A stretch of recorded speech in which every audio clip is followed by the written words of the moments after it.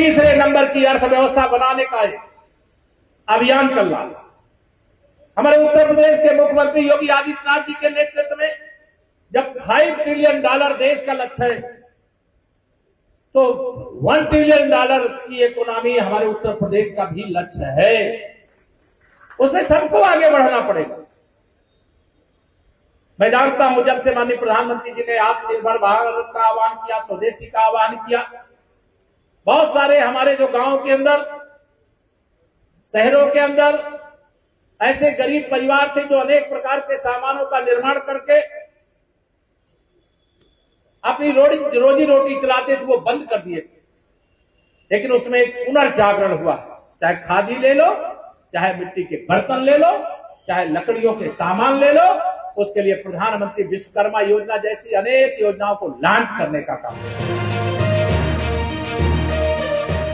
लोकसभा चुनावों में उत्तर प्रदेश में भारतीय जनता पार्टी की सीटें क्या कम हो गई? यहाँ पर संगठन और सरकार के बीच तनातनी का सिलसिला थमने का नाम ही नहीं ले रहा है।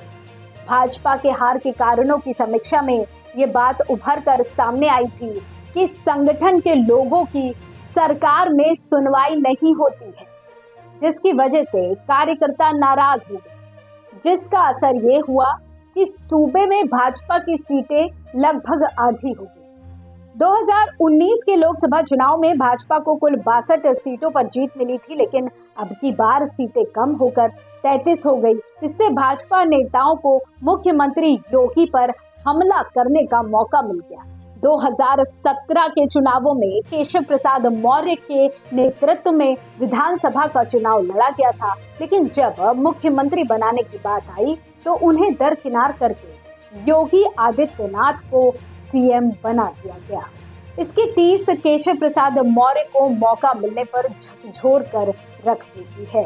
2022 के विधानसभा चुनावों में केशव प्रसाद मौर्य चुनाव हार गए तो उनकी खींच जरूर थोड़ी कम होती हुई दिखाई दी, लेकिन अब की बार के चुनावों में मिली हार के बाद केशव प्रसाद मौर्य मुखर हो गए और गाहे बगाहे अंदर ही अंदर योगी के विरोध में उतर आए। उनकी बैठकों में शामिल ना होकर और दूसरे सहयोगी दलों के पिछड़े वर्ग के नेताओं के साथ बैठकें करके अपना विरोध जताने की कोशिश में जुट गए। साथ ही केंद्र के रवैये ने केशव प्रसाद मौर्य को पल दिया। दरअसल यूपी की हार से केंद्रीय नेतृत्व भी योगी से नाराज नजर आने लगा, जिससे केशव प्रसाद मौर्य दिल्ली पहुंचकर मौके का फायदा उठाने की कोशिश में लग गए। लेकिन आरएसएस की दखल के बाद मामला थोड़ा शांत पड़ता दिखाई दिया, जिसके बाद सूबे में डैमेज कंट्रोल की कोशिशें होने लगी। उसके बाद ये तय हो गया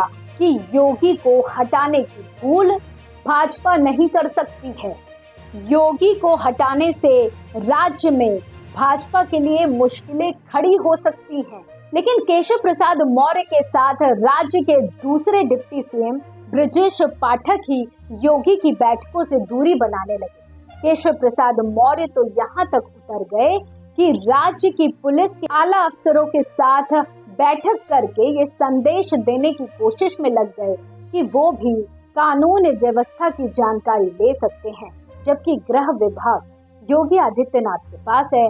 ऐसे में केशव प्रसाद मौर्य का पुलिस विभाग के आला अफसरों के साथ बैठक कितना जायज था, ये एक बड़ी बात है। हालांकि उसके बाद कई मौकों पर ये दिखाने की कोशिश की गई कि राज्य में डिप्टी सीएम और सीएम के बीच मतभेद की खबरें महज अफवाह थी।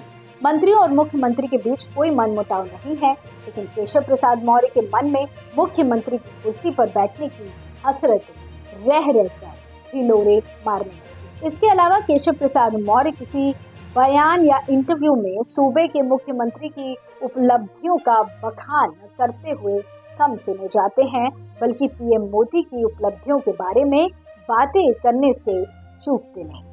केशव प्रसाद मौर्य राज्य सरकार की बातें कम और केंद्र सरकार की बातें ज्यादा करते हैं। इसकी वजह ये भी है कि वे अभी भी यूपी के मुख्यमंत्री बनने का सपना संजोए हुए हैं। फिलहाल केशव प्रसाद मौर्य एक बार फिर दिल्ली पहुंचे हैं। ऐसे में ये कयास लगाए जा रहे हैं कि वे केंद्रीय नेतृत्व से मिलकर अपनी बात रखने के लिए पहुंचे हैं। वहीं कुछ लोगों का ये भी मानना है कि भाजपा संगठन में बदलाव करने वाली है, जिसके लिए उन्हें दिल्ली तलब किया गया है। ऐसे में ये भी हो सकता है कि केशव प्रसाद मौर्य की नाराजगी को दूर करने के लिए पार्टी उन्हें संगठन में कोई बड़ा ओहदा दे सकती है। राज्य में अभी 10 सीटों पर विधानसभा उपचुनाव होने हैं। ये चुनाव भाजपा के नाक का सवाल बन गया है। वैसे तो किसी भी उपचुनाव को सरकार का चुनाव माना जाता रहा है, लेकिन राज्य में इंडिया गठबंधन की सक्रियता और उनकी तैयारियों ने भाजपा के सामने ऐसी स्थिति बना दी है कि बिना पूरी तैयारी के चुनाव में उतरा गया तो चुनाव के नतीजे अच्छे नहीं होंगे। इसके लिए राज्य संगठन की तरफ से सूबे के सीएम योगी समेत 4 मंत्रियों को 2-2 सीटों का प्रभार सौंपा गया है। ये इन लोगों की जिम्मेदारी है कि जो जहां का प्रभारी है वो उन सीटों पर भाजपा प्रत्याशियों की जीत के लिए जमीन तैयार करे।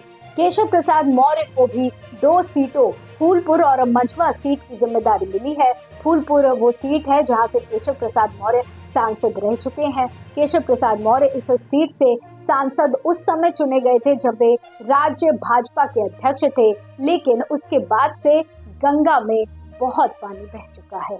वहीं राज्य के मुख्यमंत्री योगी के पास 2 विधानसभा सीटें हैं, जिसमें से एक मिल्कीपुर और दूसरी कटहरी की है। मिल्कीपुर सीट वो सीट है जहां से अवधेश प्रसाद विधायक थे, जो इस समय फैजाबाद लोकसभा सीट से सांसद चुने गए हैं। इस सीट को भाजपा किसी भी कीमत पर जीतने का प्रयास कर रही है, ताकि ये लोगों में संदेश दिया जा सके कि अयोध्या राम भक्तों की नगरी है और यहाँ के लोग भाजपा को ही चाहते हैं। वहीं कटहरी सीट लालजी वर्मा के सांसद चुने जाने के बाद खाली हुई है। लालजी वर्मा सपा के विधायक थे, जो अब सांसद चुन लिए गए हैं। उधर भाजपा की नजरें अखिलेश यादव द्वारा खाली की गई सीट पर भी लगी है। मैनपुरी विधानसभा सीट और सीसामऊ विधानसभा सीट दोनों की जिम्मेदारी ब्रजेश पाठक के पास है। कन्नौज से सांसद चुने जाने के बाद अखिलेश यादव ने मैनपुरी सीट से इस्तीफा दे दिया, जिसके बाद ये सीट खाली हुई है। भाजपा इस सीट पर भी समीकरण बैठा रही है। वो किसी भी कीमत पर सपा को वॉक ओवर देने के मूड में नहीं दिखाई दे रही है। गौरतलब है कि भाजपा द्वारा की जा रही कोशिशें कितनी कामयाब होगी ये तो वक्त बताएगा, क्योंकि यूपी में इस समय समाजवादी पार्टी और कांग्रेस गठबंधन काफी मजबूत स्थिति में है। इन दोनों दलों के नेता आम जन से जुड़े हुए मुद्दों पर काम कर रहे हैं। साथ ही राज्य के नौजवानों, बेरोजगारों, महिलाओं, वंचितों और पिछड़ों की आवाज बनकर उनके दर्द को बांटने की कोशिश कर रहे हैं।